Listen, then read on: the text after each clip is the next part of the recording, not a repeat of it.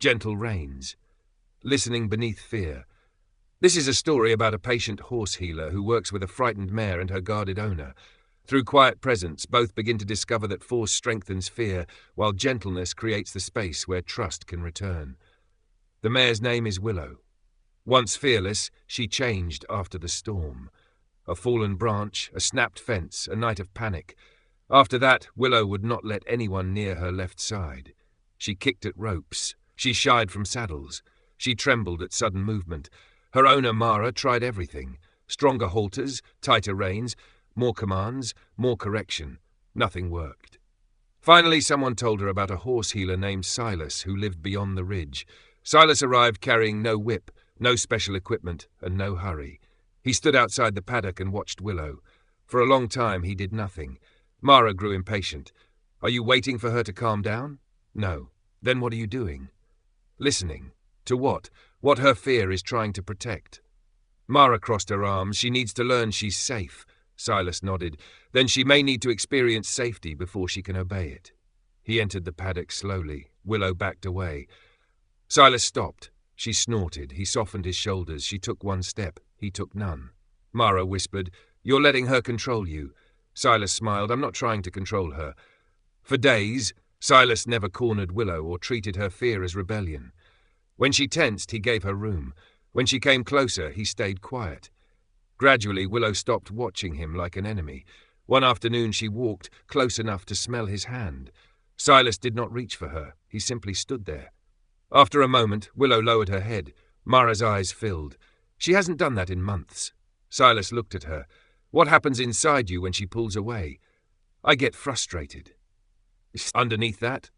Mara hesitated. Afraid. Of what? That she'll never be the same. There it was. Silas nodded gently. So when Willow is afraid, you become afraid of her fear. Mara looked down. And then I tightened the reins. Yes. I thought I was helping. You were trying to make the fear disappear.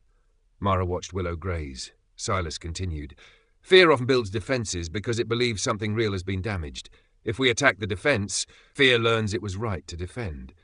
So I should never correct her? Correction and force are not the same thing. Gentleness can be very clear. That sentence stayed with Mara. Gentleness can be very clear. Over the next week, Silas taught her to approach Willow differently. Instead of pulling when Willow froze, Mara waited. Instead of demanding trust, she became trustworthy. Instead of asking, how do I fix her, she began asking, what is she telling me? But the deeper lesson was not about the mare. Mara had built defenses too. Since her husband's death 3 years earlier, she had become fiercely independent. She disliked needing anyone. She worked too hard. She kept conversations practical. She told herself strength meant never trembling. Now she recognized herself in Willow. Both had learned to tighten against pain.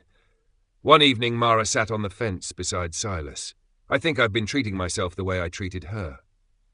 How so? I keep trying to force myself past fear. Silas looked toward the pasture. And does it work? For a while. Then it comes back harder, he nodded. Love does not attack fear, it looks beyond it. Mara was quiet. What does it see? Innocence. The word landed softly, not weakness, not damage, innocence. 2 mornings later, Willow allowed Mara to place a hand on her left shoulder. Mara felt the mare tense. Her old instinct shouted, hold her. Don't let her move. Instead, Mara loosened her hand. Willow stepped away, then stopped, turned, and came back. Mara began to cry. Silas stood at the fence but said nothing. Willow lowered her head against Mara's chest. For several minutes, neither moved. There was no conquest and no broken animal being repaired. Only joining. Later, Mara asked, is she healed?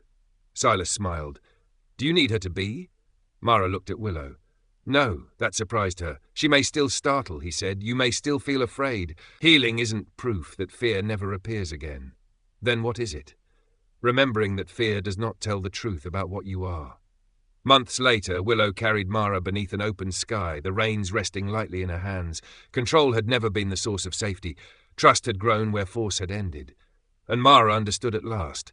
Fear creates defenses. Love does not attack them. Love waits.